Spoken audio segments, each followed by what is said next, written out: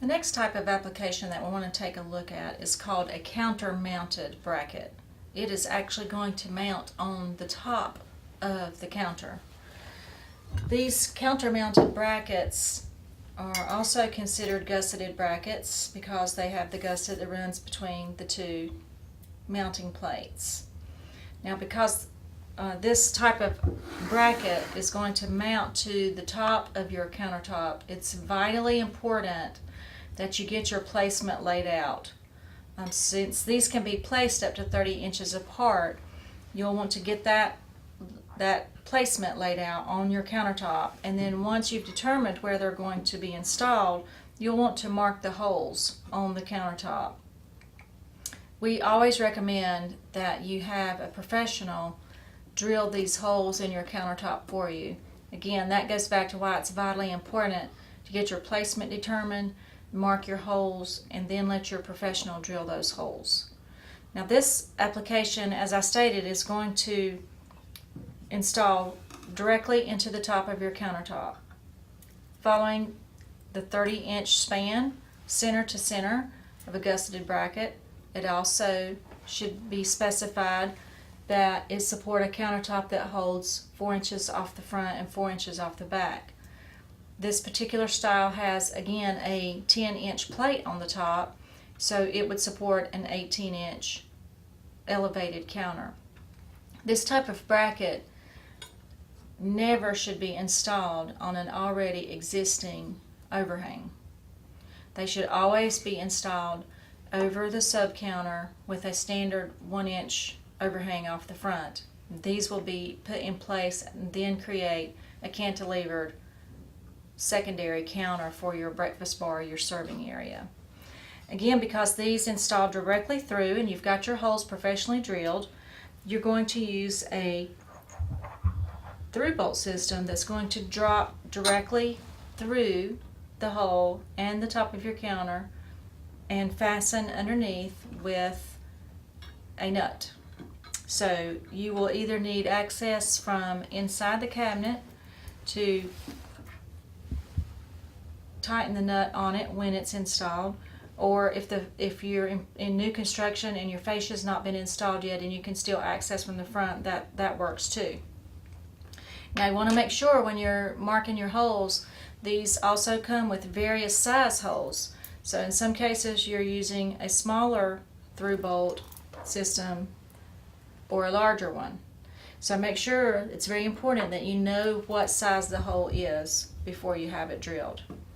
Now, because these do install this way using the through bolt, we like to recommend a bearing plate be used.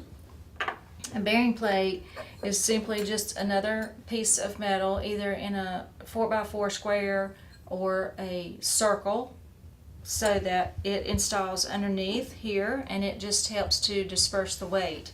So then your fastener drops through the top, through your countertop, through the bearing plate, and the nut fastens underneath.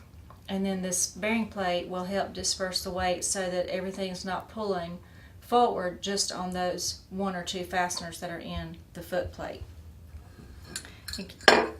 And we talked about hole treatment a little earlier, so I just wanted to review that with you again. The hole treatment on your counter mounts are countersunk as well, and this allows for a nice flush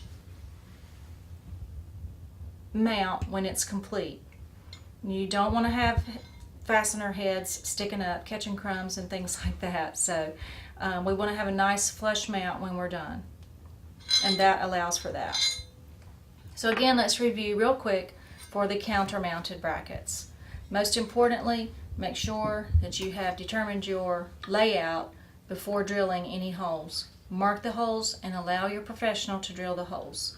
These are considered gusseted, so they can be spaced up to 30 inches apart. Continue to follow the guidelines of no more than 4 inches of unsupported weight. So when you specify this type of bracket, you want to make sure you know the depth of your countertop and that this plate will allow 4 inches off the front and 4 inches off the back. And that's our counter-mounted brackets.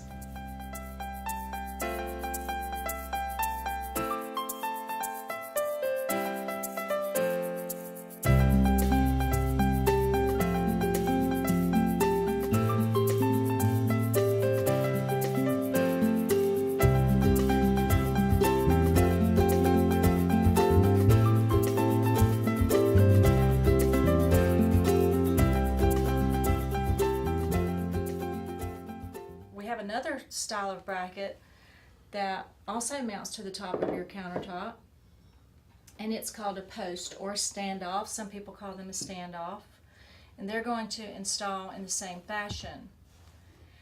However, these are going to be, this particular style right here is going to be a completely vertical secondary counter. So it's a type of pie shelf, another good use in a reception counter type of setting for a commercial business.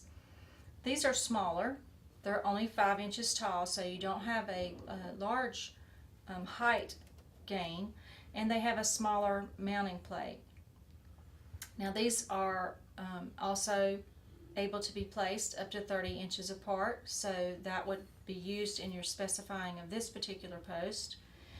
This has a 4-inch plate, so again it's a pie shelf type of secondary counter, so with 4 inches off the front and 4 inches off the back, 12-inch deep counter is the largest that you could use.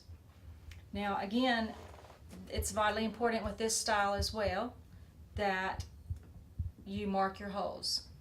This one actually has a hole in the bottom that's threaded, and so once you determine your hole placement or your layout of 30 inches apart, allow your professional to drill your holes in your countertop. And in this fashion, the through bolt will actually fasten from underneath and up into the bottom of your post or your standoff. We would also recommend a bearing plate here as well, round or square. It doesn't matter. They don't have any differences. The time when you would use a round bearing plate is if there was a drawer in here that was interfering with maybe the corner of the square plate, and so you would get a round one that would just take off that corner so that the drawer would have clearance. There's really no other difference or reason to use a round plate versus a square plate, except for that. So again, this would install with the fastener underneath. The fastener is long enough to go through your bearing plate and through your countertop and up into your post. A similar style post is a slanted post. Now again, as with the countermounts that we looked at a moment ago, these should always be installed over the sub-counter, not over an overhang. You don't want to make a secondary counter cantilever out over something that's already cantilevered out. And that's just asking for trouble. So again, the slanted post has the threaded hole in the bottom. It's going to follow the same guidelines. Gusseted bracket, spacing is up to 30 inches apart. We have a small plate again. On this one it's round, but it's going to follow the same 4 inches off the front and back. So that's going to give you a 12-inch deep counter on this one as well. It's just going to give you a slight cantilever forward rather than a completely vertical pie shelf. It's going to install the same way with the through bolt through the bottom. Again, you want to consider using a bearing plate, and that just helps disperse the weight on the counter so that everything is not pulling forward on just that one bolt. So a quick review. Countermounteds are going to give you a higher elevation and can hold a larger countertop. So if you want a large countertop, you want to specify this type of bracket, a countermounted bracket. Vitally important, placement of the holes, professional drill, 4 inches off the front, 4 inches off the back. Again, it's gusseted, 30 inches apart is how you specify. The posts is likewise, determine your placement, let your professional drill the hole. These are going to give you the smaller support that is needed for a smaller counter.